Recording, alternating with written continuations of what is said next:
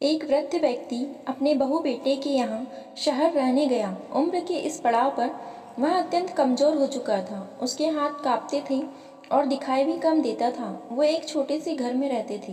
पूरा परिवार और उसका 4 वर्षीय पोता एक साथ डिनर टेबल पर खाना खाते थे।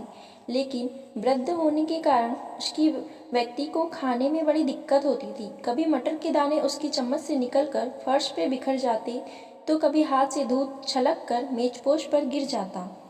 बहू बेटे 1-2 दिन ये सब सहन करते रहे, पर अब उन्हें अपने पिता की इस काम से चिढ़ होने लगी। हमें इनका कुछ करना पड़ेगा, लड़के ने कहा।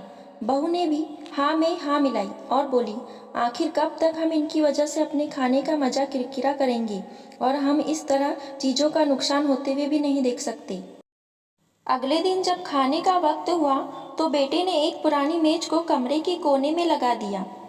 अब बूढ़े पिता को वहीं अकेले बैठकर अपना भोजन करना था। यहाँ तक कि उनके खाने के बर्तनों की जगह एक लकड़ी का कटोरा दे दिया गया था, ताकि अब और बर्तन ना टूट फूट सके।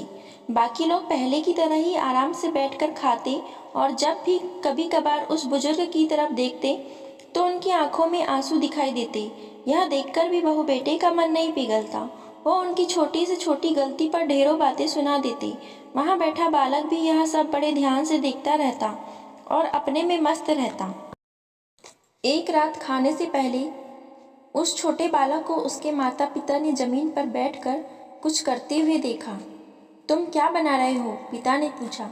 बच्चे ने मासूमियत के साथ उत्तर दिया, अरे मैं तो आप लोगों के लिए एक लकड़ी का कटोरा बना रहा हूँ, ताकि जब मैं बड़ा हो जाऊँ तो आप लोग इसमें खा सकें।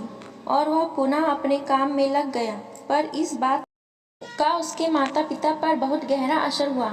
उनके मुंह से एक भी शब्द नहीं निकला और आंखों से आंसू बहने लगे। वो दोनों बिना बोले ही समझ चुके थे कि अब उन्हें क्या करना है। उस रात वो अपने बूढ़े पिता को वापस डिनर टेबल पर ले आए और फिर कभी उनके साथ अभद्र व्यवहार नहीं किया।